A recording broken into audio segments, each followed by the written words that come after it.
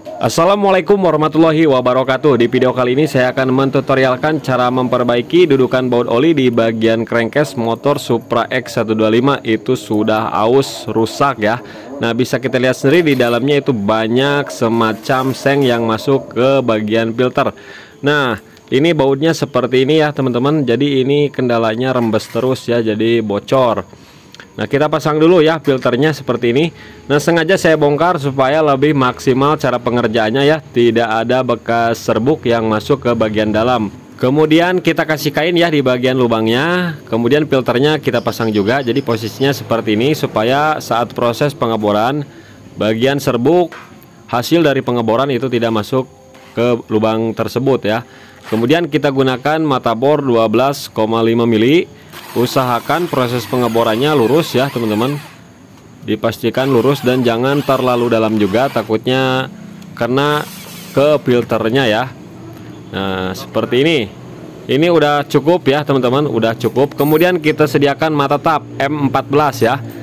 M14 di sini saya menggunakan tingkat kekasarannya 1,5. Ada juga yang 1,25. Nah, supaya lebih awet kita gunakan yang lebih kasar saja. Kemudian kita gunakan gagang tapnya. Dan dipastikan kita lihat dulu untuk kelurusannya ya. Jangan diteruskan apabila terjadi miring. Nah, kita lihat aja secara visual. Kalau sudah lurus baru tinggal kita kerjakan. Kita gunakan dulu mata tap yang runcing supaya proses pengetapan itu lebih mudah. Karena ada 3 buah mata tap. Ada yang runcing, ada yang tumpul, ada yang sedang. Yang runcing itu untuk awalan supaya proses pengetapan itu lurus dan mudah. Nah, kita putar-putar seperti ini sampai terasa bedanya.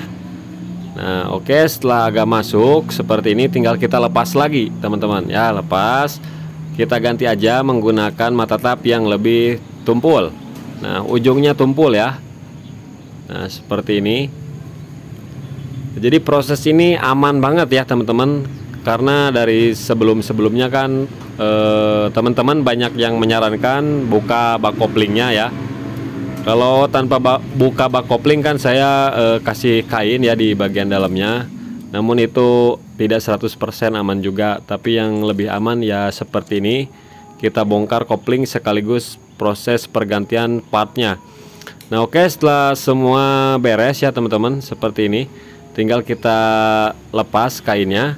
Kemudian sisa-sisa serbuk yang di dalamnya tinggal kita colek aja menggunakan obeng seperti ini. Bisa juga menggunakan kompresor disemprot supaya serbuknya keluar ya. Kemudian setelah bersih tinggal kita lepas filternya. Bersihkan sisa-sisanya ya.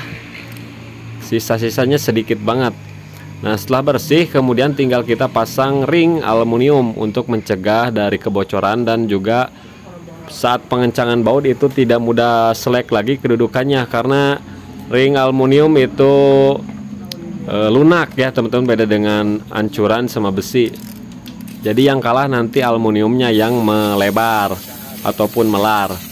Nah, kita coba langsung kencangkan seperti ini, kita cek apakah lurus atau tidak, dan ini lurus banget ya, lurus tuh.